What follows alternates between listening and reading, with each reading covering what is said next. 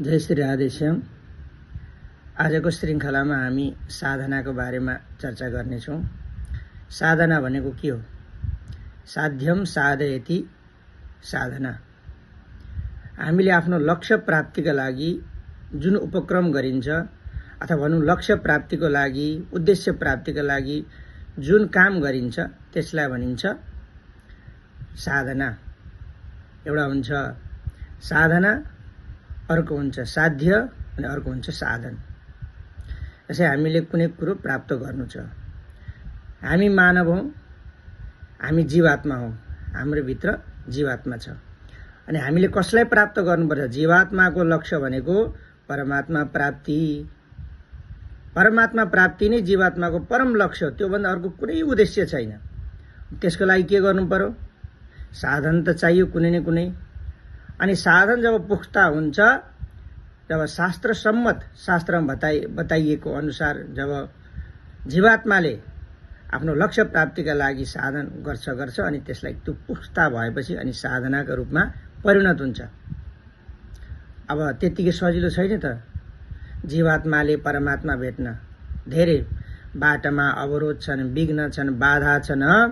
यो एउटा भित्र मन छ, त्यो धेरै चञ्चल छ। इन्द्रियहरू छन्, आँखा त्यत्तिकै चञ्चल छ, मुख त्यत्तिकै चञ्चल छ, यी कानहरू हाम्रा सबै त्वगेन्द्रिय सबै चञ्चल छन् मनले गर्दाखेरि। अनि त्यत्तिकै सजिलो छैन परमात्मा प्राप्तिको लागि। यी सबैलाई नियन्त्रण गर्नुपर्छ। यी सबैले नियन्त्रण गर्न के गर्नु पर्यो भन्दाखेरि सबैभन्दा ठुलो त मनलाई नियन्त्रण गर्नु पर्यो। मनलाई नियन्त्रण नगरिकन हाम्रो साधना पुरा हुन सक्दैन। हामी लक्ष्यमा पुग्न सक्दैनौँ। हाम्रो जीवात्माले परमात्मालाई भेट्न सक्दैन।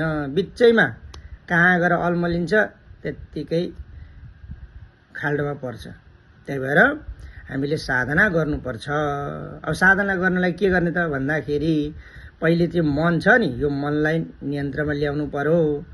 हाम्रा सबै 10 इन्द्रिय अनि मन लगायत 11वटा इन्द्रिय, यी सबैलाई बसमा ल्याउनु पर्यो। अनि त्यो बसमा ल्याउन के गर्नुपर्छ त भन्दाखेरि एउटा भगवानको नाम जप गर्नु पर्यो। अर्को के गर्नु पर्यो? अभ्यास गर्नुपर्छ। जब अर्जुनले भन्नुहुन्छ गीतामा, प्रश्न गर्नुभयो, भगवानले भन्नुभयो श्याम सुन्दरले, यसो अर्जुन तिमी यो गर, युद्ध गर, यसो गर, उसो गर, अनि तिमीले विजय प्राप्त गर्नेछौ भन्नुभयो। तर अर्जुनले भन्छन् होइन, यो मन त चञ्चल छ, कसरी भगवानले भनिरहनु भएको छ, यसलाई सिधै युद्धमा लगाऊ। अनि भन्नुभयो चञ्चलम हि मन कृष्ण प्रमाथि बलवत् दृढम निग्रहम। हे अर्जुन, हे श्याम सुन्दर, यो मेरो मन त धेरै चञ्चल छ, मैले कसरी यसलाई निग्रह गर्ने, नियन्त्रणमा कसरी ल्याउने भनेर जब अर्जुनले सोध्नुभयो, प्रश्न गरिसके भगवान भन्नुहुन्छ, के भन्नुहुन्छ? असंशय महाबाहो मनो दुर्निग्रहम चलम अभ्यासेन तु कौन्तेय वैराग्येण च गृह्यते। यसलाई अभ्यास गर्नुपर्छ। अभ्यास गर, आज लगाऊ, भोलि लगाऊ। हामीले पनि मन, आफ्नो जो मन छ त्यो मनको माध्यमद्वारा भगवानमा आज लगाऊ, भोलि गरौँ। जप आज गर्दाखेरि अलिकति मन लाग्दैन, केही न केही विघ्न बाधा आउँछन्, भोलि लगाऊ, पर्सि लगाऊ, निकोर्सी लगाऊ। लगाउँदा एक दिन स्वतः सिद्ध हाम्रो जीवात्मा, यो जीवात्मा छ नि, यहाँभित्र रहेको जीवात्मा, त्यो जीवात्मा चाहिँ परमात्मामा लाग्दछ, पुग्दछ उसको मन अथवा उसको चित्त त्यहाँ पुग्दछ। अनि कसै गर्दा पनि जीवात्माले परमात्माबाट हटाउँदैन चित्तलाई अथवा मनलाई। यसरी अभ्यास गर्नुपर्दछ। अनि के हुन्छ? अभ्यासेन तु कौन्तेय वैराग्येण, अनि त्यसै वैराग्य आउँछ। अभ्यास गर्दै गएपछि वैराग्य आउँछ। जस्तै हामीलाई कुनै मिठो पदार्थ गुलियो खाए, एकपल्ट खाइयो, दुईपल्ट खाए, अनि धेरैपल्ट खाएपछि के हुन्छ? वाक्क आउँछ। भनिन्छ नि, ए मिठो धेरै नखाने भयो, वाक्क आयो, कति खानु भनेर भनिन्छ। हो त्यस्तै हो। अभ्यास गरेपछि अनि स्वतःसित भगवानमा मन लाग्छ। त्यही भएर भगवानले फेरि भन्नुहुन्छ अर्जुनलाई, के भन्नुहुन्छ?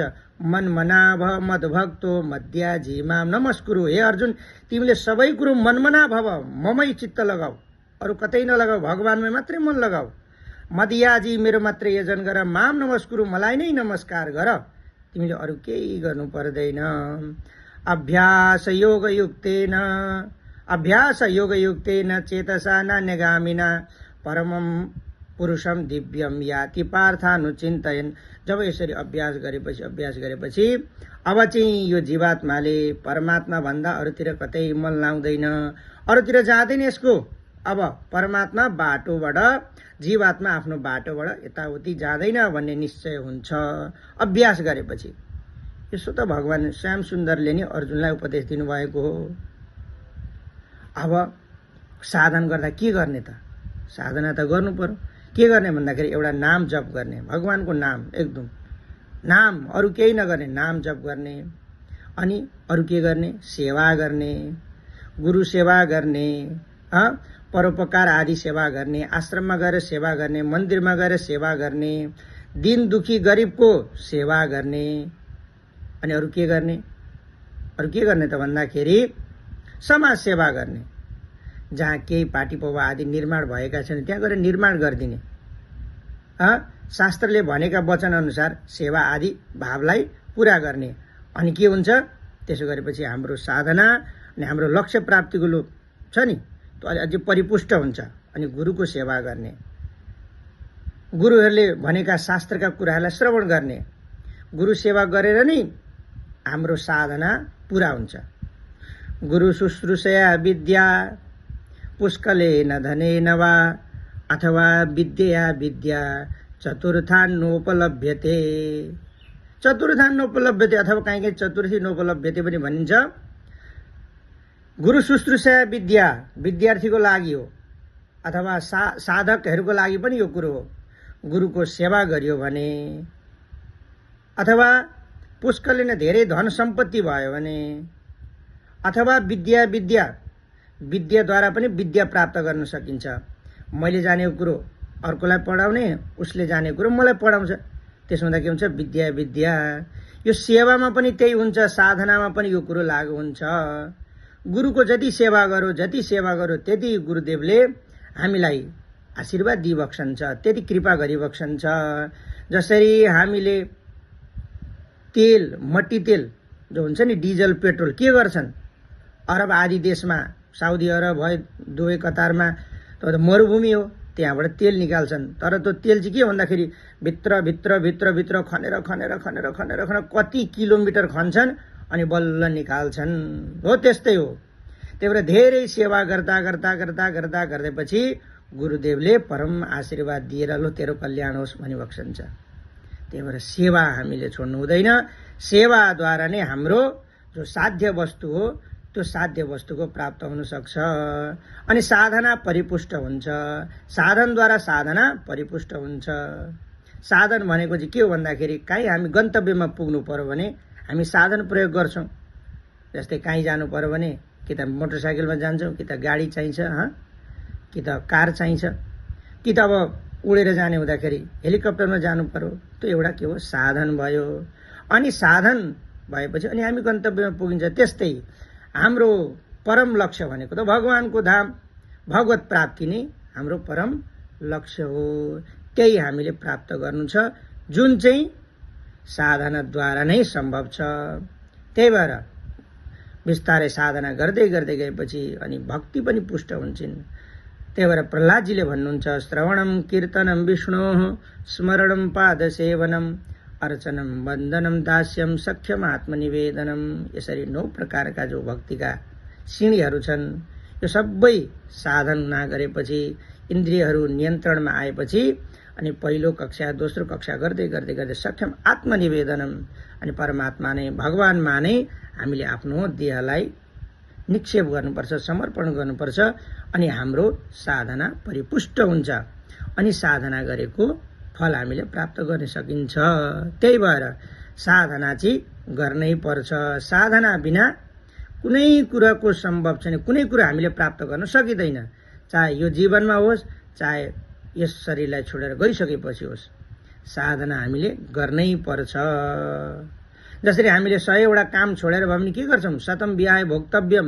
100वटा काम छोडेर हामी के गर्छौँ? भोजन गर्छौँ। भने हामीले परमार्थको, हामीले यो धामको होइन परम धामको बाटोलाई निर्माण गर्नु छ भने 100वटा काम के 1000वटा काम छोडेर भए पनि साधना गर्नुपर्छ, इन्द्रियहरूलाई नियन्त्रणमा ल्याउनुपर्छ, मनलाई नियन्त्रणमा ल्याउनुपर्छ। त्यसको लागि भगवानको नाम जप, जपात सिद्धिर, जप भन्दा अर्को कुनै साधन छैन।